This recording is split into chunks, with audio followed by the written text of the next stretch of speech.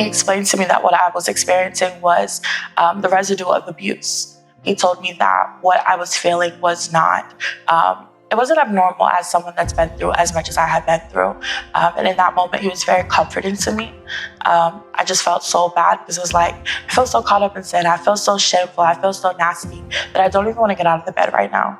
And he reminded me of how much he loved me and the fact that he died for me. And that if he died for me, then that I was worth living for.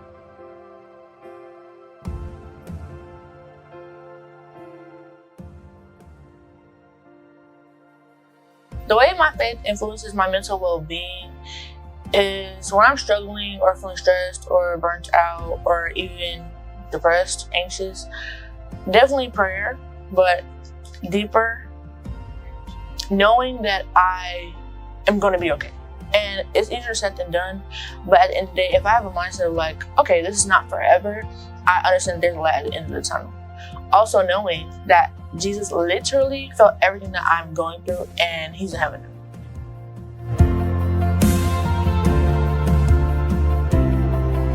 For so long in belief and faith, it was taught that you bring all your problems to God, and that if you were experiencing any type of mental illness or mental crisis, that God can heal you, God can deliver you from that. I think the error in that thinking is that God gave us so many resources on this earth to utilize. Just like if you have a health concern, you go to a doctor. If you have a heart concern, you go to a heart doctor. Why not?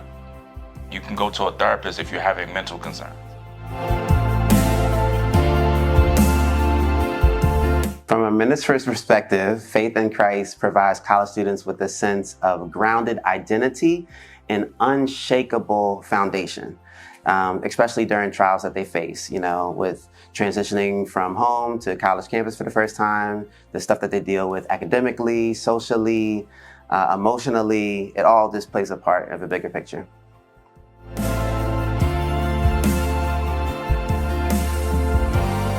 And I just said to him, I said, Lord, this is too much. And I talked to him through the story about the details of what happened. And following that, he started to speak truths to me. As a pastor, I believe it is very essential for those who are in college to have a good foundation on their faith, because it is essential and it will help you, guide you along the way. And when you're going through those situations like depression, it helps bring balance, it helps bring hope. And I believe that once you, as a college student, you have to utilize all your resources. College is some of the most formative years of your life. So you're going to have to go through making some decisions for yourself and dealing with some of those consequences and dealing with some of the trials that come with being an independent student and managing responsibilities, trying to overcome the workload while working and also doing internships. So faith will be essential in helping continue to give you that hope to believe that you can make it through this process.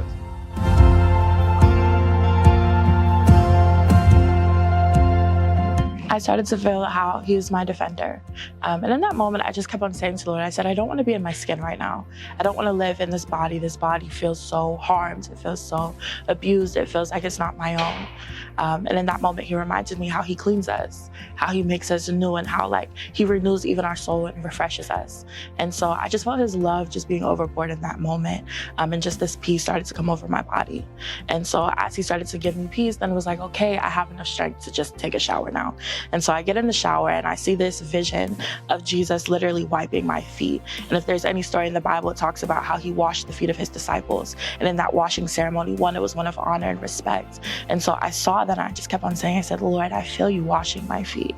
Like you're cleaning me of all of these things that I'm talking to you about. And so by the time I got out of the shower, again, I'm still crying. I'm still emotional. But again, I just feel more strength the more this experience is starting to happen. And so now I'm going out into my room and I just start getting dressed. And it's working in my mind of the fact that I still have to go to work, I still have to go to school, and I still have to face the day. And though I'm scared to go throughout the day, he's just continuously reminding me that he's with me.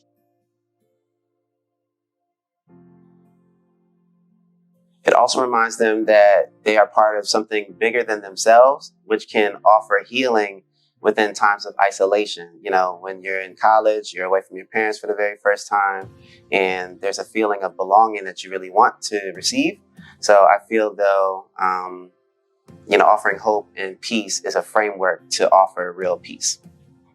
I'm just talking to him and I'm like, wow, like, you're so good. You know, you're genuinely so good. And then I have this overfilled of just joy and I'm laughing, I'm just being giddy. And then I was at class. And so that's just one of many stories of how the Lord has really paired me up in strength in moments when I literally had none and I was just so weak. But yet he was there with me. Many people are still trying to figure out who they are in this crazy, crazy, crazy world.